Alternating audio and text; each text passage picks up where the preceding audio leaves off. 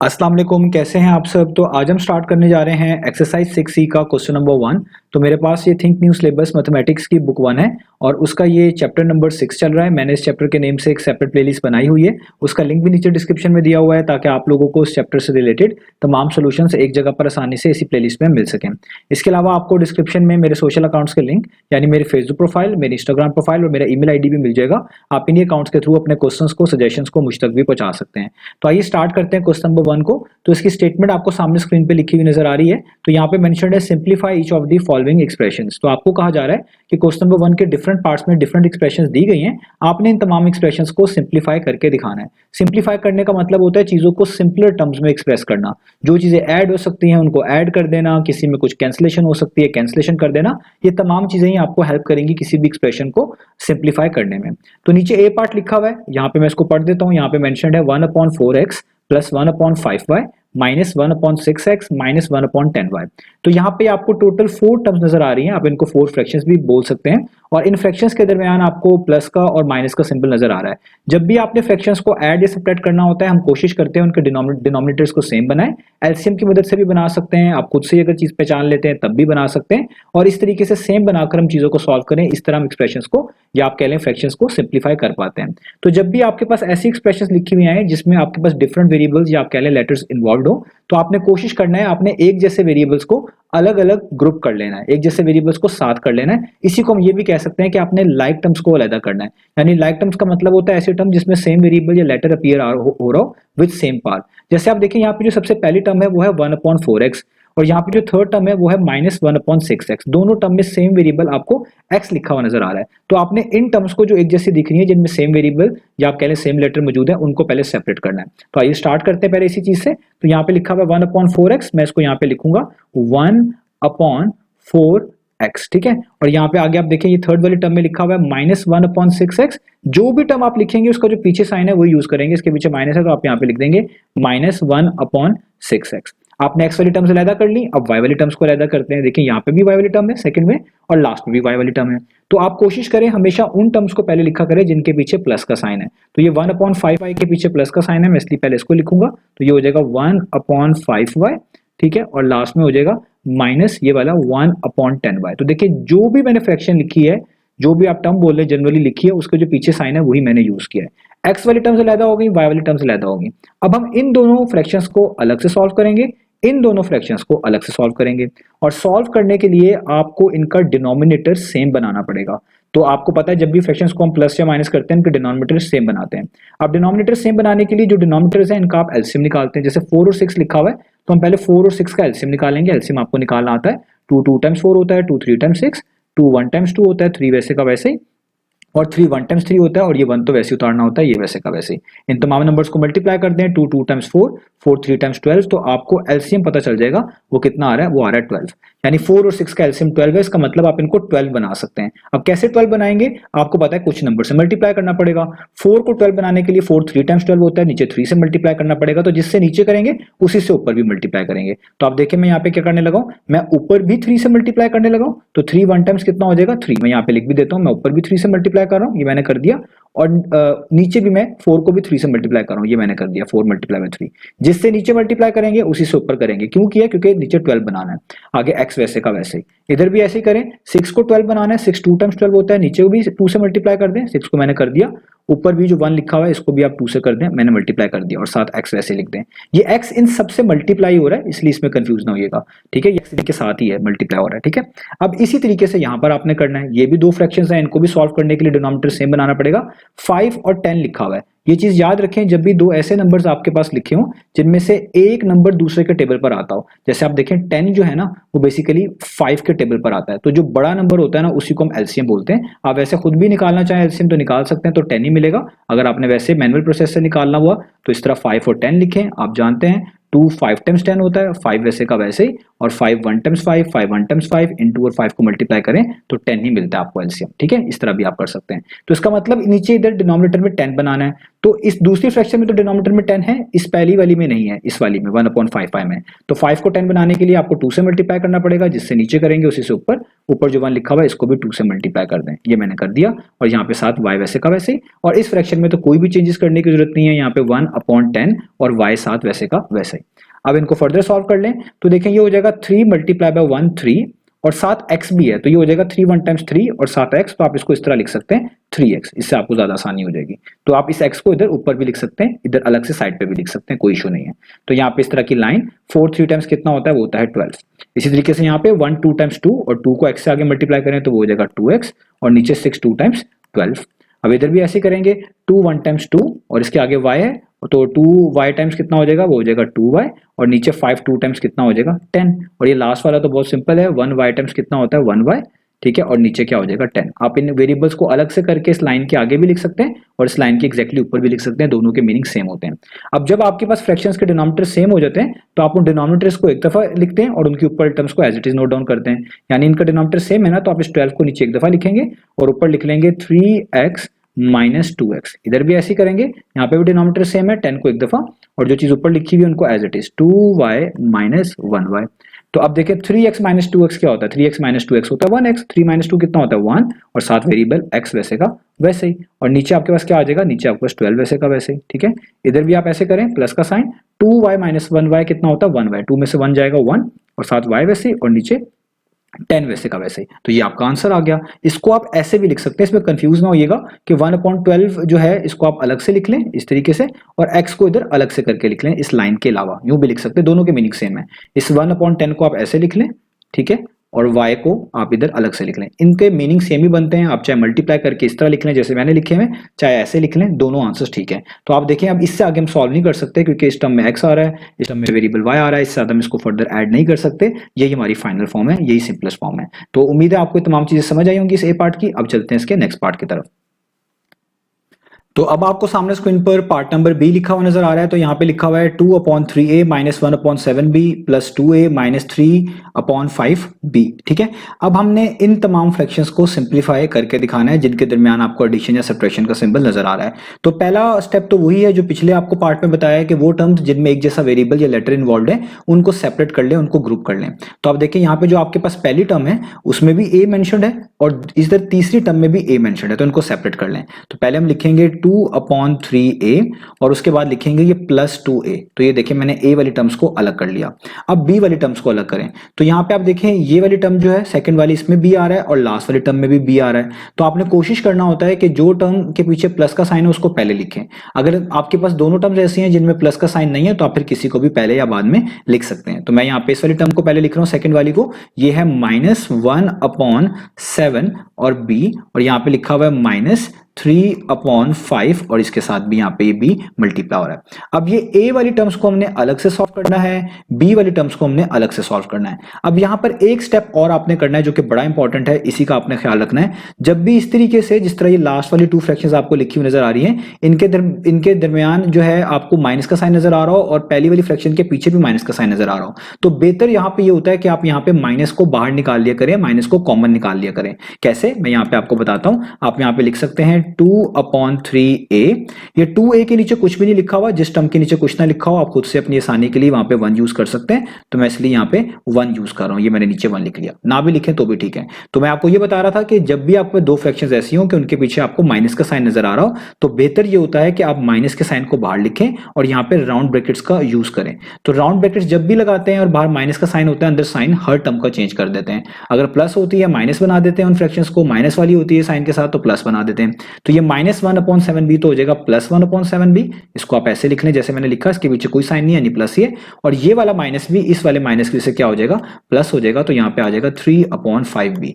ऐसा कर लेने से गलती के चांस कम हो जाते हैं, क्योंकि कभी कभार स्टूडेंट्स इनका एलसीएम लेते वक्त इस साइन को चेंज करना भूल जाते हैं इस वाले माइनस की वजह से। तो बेहतर है जब भी 2 फ्रैक्शंस के पीछे इस तरह माइनस का साइन नजर आए, आपने उनको सॉल्व करना हो, आप राउंड ब्रैकेट्स का यूज करिएगा, माइनस को बाहर लिखिएगा और अंदर इनके साइन चेंज कर दीजिएगा जैसे मैंने कर लिया। अब बाकी प्रोसेस है सेम ही है। अब आपने इन दो फ्रैक्शंस का अलग से एलसीएम निकालना है ब्रैकेट्स के अंदर, इन दो फ्रैक्शंस का अलग से। किन का एलसीएम निकालना है? इनके डिनोमिनेटर्स का। तो यहाँ पे 3 और 1 लिखा हुआ है, तो ये आपको वैसे ही पता है किसी भी नंबर का एलसीएम 1 के लिहाज से निकालते हैं तो वो दूसरा नंबर ही एलसीएम होता है। तो 3 और 1 का एलसीएम कितना होगा? वो होगा 3। तो इसलिए हम कहेंगे कि यहाँ पे एलसीएम जो है ना 3 और 1 का वो कितना है? 3।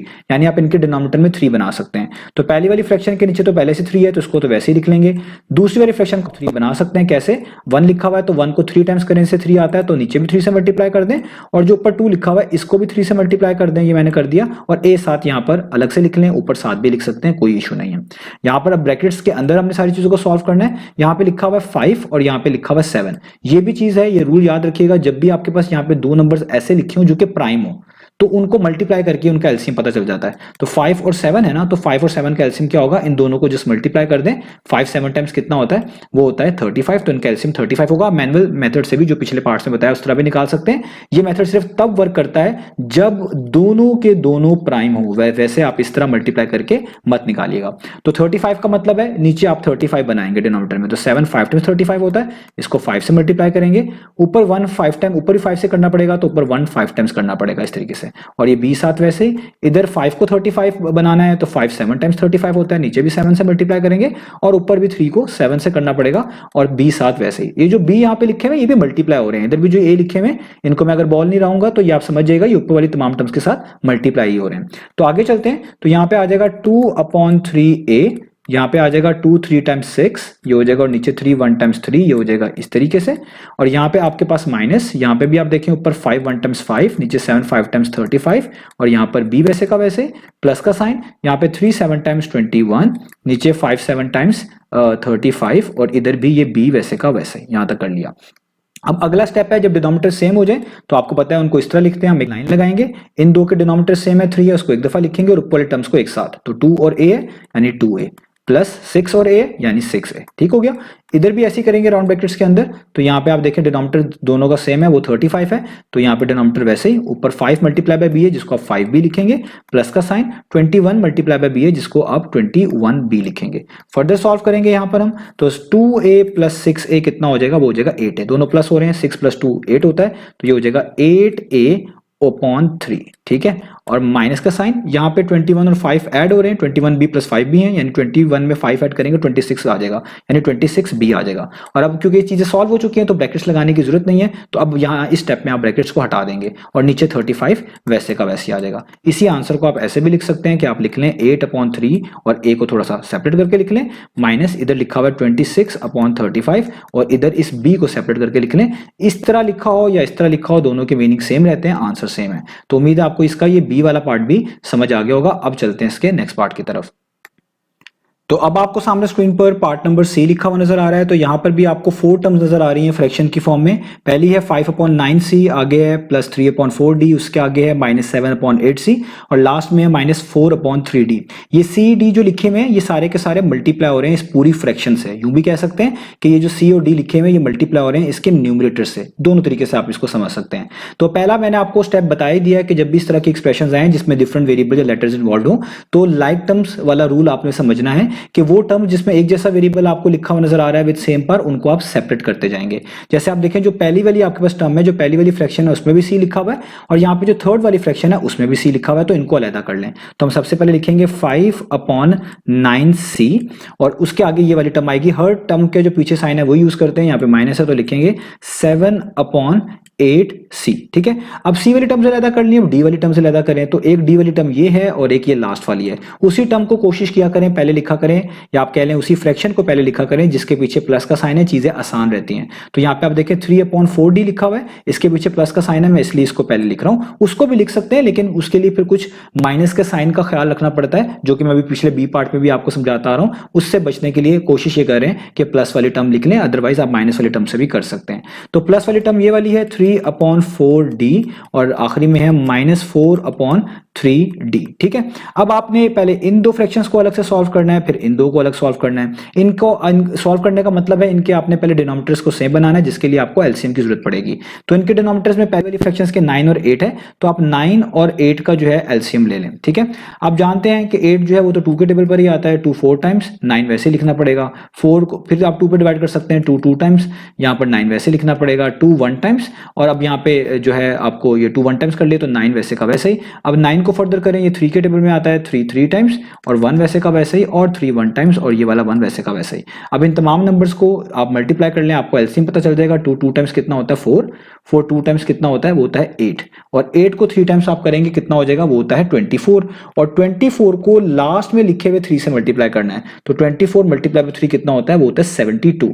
इसका मतलब इन नंबर्स का एलसीएम कितना आया 72, यानी आप इनके डिनोमिनेटर्स में 72 बना सकते हैं, ये आपको यहां पर बताया जा रहा है। तो कैसे बनाएंगे, इधर डिनोमिनेटर में 9 है, 9 8 टाइम्स आपको पता है 72 होता है, ठीक है। तो 9 को आपको 8 से मल्टीप्लाई करना पड़ेगा तभी जाके ये 72 बनेगा। तो आप नीचे भी 8 से मल्टीप्लाई कर दें और ऊपर भी कर दें। ऊपर 5 है, जिससे नीचे करेंगे उसी से ऊपर मल्टीप्लाई करते हैं, नीचे 8 से किया तो ऊपर भी 5 को 8 से करेंगे, सी आगे वैसे का वैसे।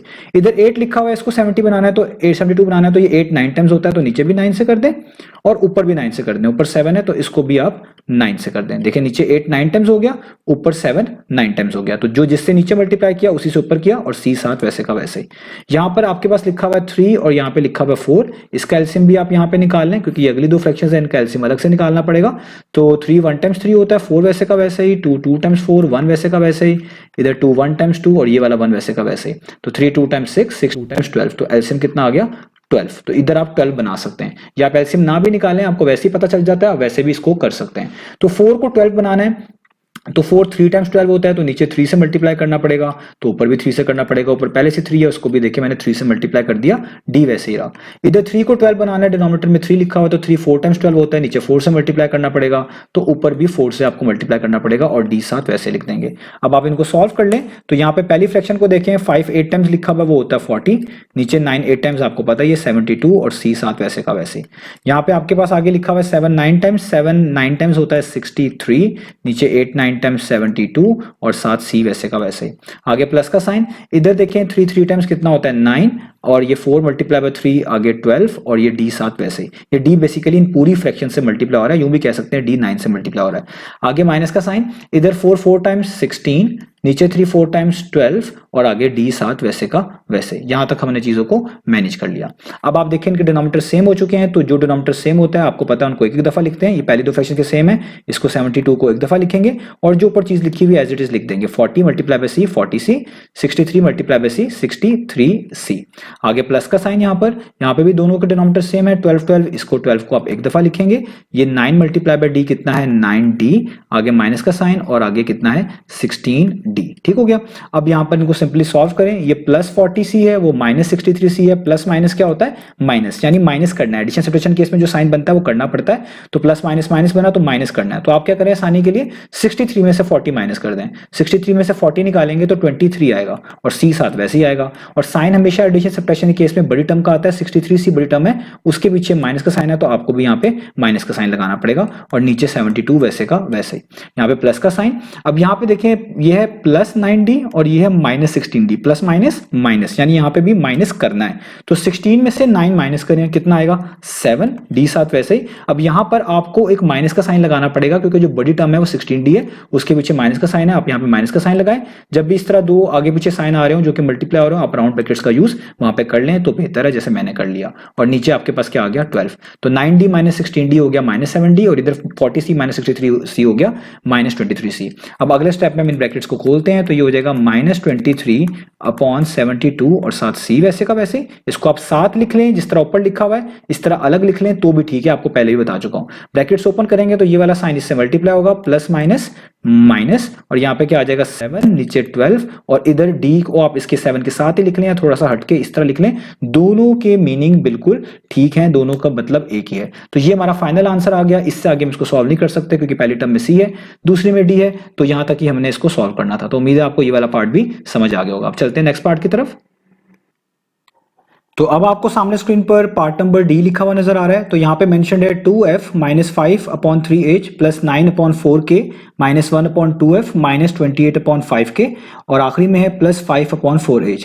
तो ये तमाम की तमाम जो आपको टर्म्स लिखी हुई नजर आ रही है जिनके दरमियान प्लस या माइनस के सिंबल है, तो इनको सिंप्लीफाई करने के लिए पिछले पार्ट्स की तरह हम लाइक टर्म्स का कंसेप्ट यूज करेंगे, यानी वो टर्म जिसमें आपको सेम वेरिएबल या लेटर विद सेम पार्ट लिखे हुए नजर आ रहे हैं उनको हम ग्रुप करते जाएंगे, सेपरेट करते जाएंगे। जैसे आप देखिए सबसे पहले जो यहाँ पे टर्म लिखी हुई है उसमें f मेंशन्ड है। इसी तरीके से आप देखें यहाँ पर जो टर्म लिखी हुई है -1/2, इसमें भी साथ f मेंशन्ड है और कहीं पे भी आपको f वाली टर्म्स नजर नहीं आ रही। तो जो टर्म्स एक जैसी हैं जिनमें एक जैसा वेरिएबल या लेटर मौजूद है उनको अलग करते जाएं। तो पहले मैं यहाँ पे लिख लूंगा 2f और हर फ्रैक्शन या टर्म के पीछे जो साइन होता है वो यूज करते हैं। यहाँ पे माइनस है तो यहाँ पे लिखूंगा -1/2f। ये मैंने f वाली टर्म्स को अलग कर लिया।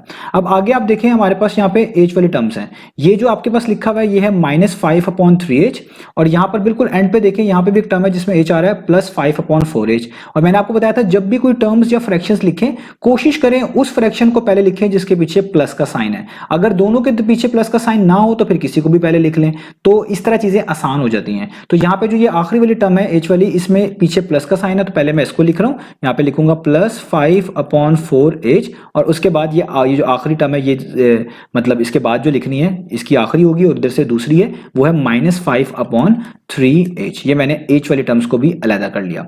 अब f वाली भी हो गई, h वाली भी अलग हो गई। अब आप यहाँ पे देखें k वाली टर्म्स बची हैं, ये है प्लस 9/4k और लास्ट में -28/5k। तो इधर प्लस वाली टर्म ये है जिसके पीछे प्लस का साइन है, तो पहले इसको लिखूंगा प्लस 9/4k और ये आगे ये वाली फ्रैक्शन ये वाली टर्म क्या लें -28/5k। तो देखें f वाली टर्म्स अलग, h वाली टर्म्स अलग और k वाली टर्म्स अलग हो गई। जिस टर्म के नीचे कुछ ना लिखा आप खुद से 1 लिख सकते हैं। यहाँ पे 2f के नीचे कुछ नहीं लिखा हुआ, मैं अपनी आसानी के लिए 1 लिख रहा हूँ। अब आपने अलग अलग एलसीएम निकालने हैं, इन दो को अलग से सॉल्व करना है, इन दो को अलग से, इन दो को अलग से।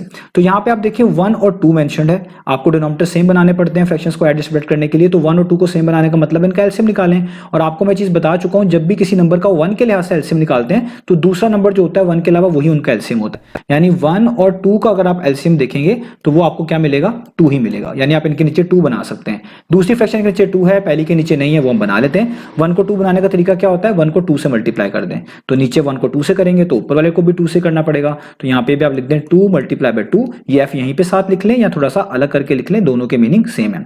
दूसरी फ्रैक्शन में देखिए नीचे 2 बनाने की जरूरत नहीं है, पहले से ही 2 है और ऊपर 1 वैसे का वैसे ही और साथ f वैसे का वैसे ही। अब यहाँ पे 4 और 3 है, इनका एलसीएम निकालते हैं। ये शायद पीछे भी गुजर चुका है 4 और 3 का एलसीएम। तो आप यहाँ पे 3 1 × 3 करेंगे, 4 वैसे का वैसे ही, 2 2 × 4, 1 वैसे का वैसे ही, 2 1 × 2 और ये 1 वैसे का वैसे ही।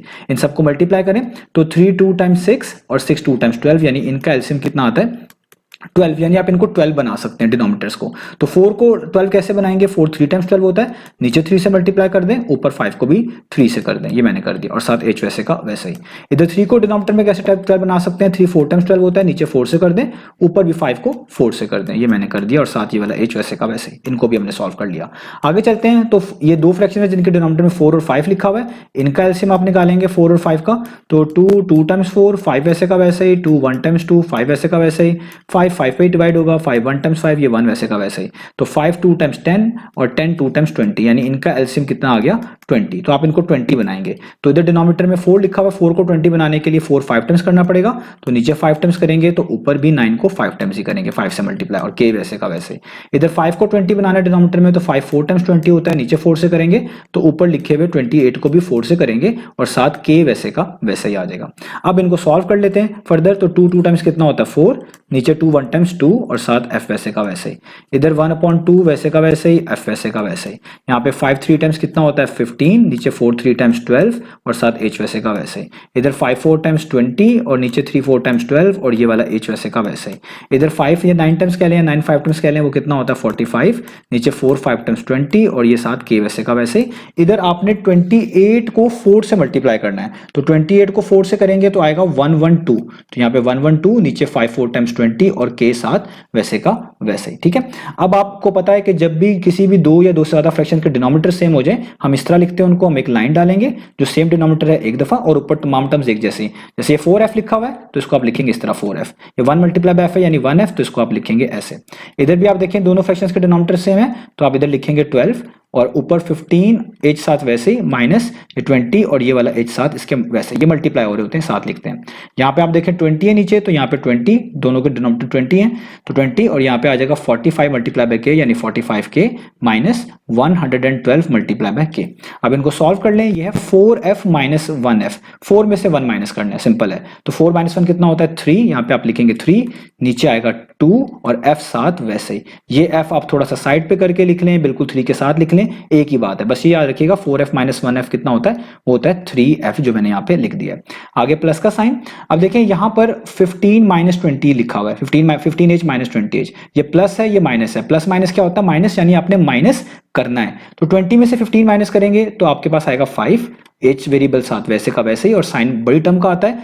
एडिशन सब्ट्रैक्शन करते वक्त 20h बड़ी टर्म है, उसके पीछे माइनस है, तो आपको यहाँ पे माइनस लगाना पड़ेगा। जब भी इस तरह दो साइन आगे पीछे आ जाए, मल्टीप्लाई हो रहे हो, तो आप यहाँ पे राउंड ब्रैकेट्स का यूज करेंगे, जिस तरह मैंने यूज किया, और नीचे यहाँ पे डिनोमिनेटर में आप 12 लिख देंगे ऐसे। एच को अलग करके भी लिख सकते हैं, साथ करके भी लिख सकते हैं। आगे चलते हैं, प्लस का साइन, इधर आप देखें यहाँ पे आपके पास 20 तो वैसे का वैसे ही आएगा, ये ऊपर लिखा हुआ है प्लस 45k और ये माइनस 112k। प्लस माइनस क्या होता है, माइनस, यानी यहाँ पे माइनस करना है। तो 112 में से अगर आप 45 माइनस करेंगे तो 67 आएगा, के साथ वैसे ही आएगा, साइन बड़ी टर्म का, तो 112k का साइन आएगा, वो माइनस है, तो इधर भी माइनस लगाएंगे। पीछे प्लस लिखा हुआ है, दो साइन इस तरह आगे पीछे मल्टीप्लाई हो रहे हो, तो आप यहाँ पर राउंड ब्रैकेट्स का यूज कर लेंगे। तो आगे चलते हैं फर्दर, तो ये हो जाएगा 3/2 और यहाँ पे f, इसको मिलाकर भी लिख सकते हैं। ब्रैकेट्स ओपन करेंगे तो ये साइन अंदर मल्टीप्लाई होगा, प्लस माइनस क्या होता है, माइनस, मल्टीप्लिकेशन में जो साइन बनता है वही लगाते हैं, तो प्लस माइनस माइनस बना, यहाँ पे माइनस लगाएंगे। आगे आ जाएगा 5/12, इस एज को आप सेपरेट करके लिख लें, 5 के साथ मिलाकर लिख लें, कोई फर्क नहीं पड़ता। यहाँ भी ब्रैकेट्स ओपन करेंगे तो मल्टीप्लाई होगा, प्लस माइनस माइनस, यहाँ पे आ जाएगा 67, नीचे आपके पास आ जाएगा 20 और साथ यहाँ पर k वैसे का वैसे ही। तो इससे आगे हम इनको सॉल्व नहीं कर सकते, क्योंकि इन सब में डिफरेंट लेटर्स या वेरिएबल्स आपके लिए आ रहे हैं, तो सेम होते तो फर्दर उनको ऐड सब्ट्रैक्ट कर पाते। तो यही हमारी इसके फाइनल फॉर्म थी। तो उम्मीद है आपको ये तमाम पार्ट्स अच्छे से समझ आ गए होंगे। इंशाल्लाह अब नेक्स्ट वीडियो में मिलेंगे बाकी सॉल्यूशंस के साथ।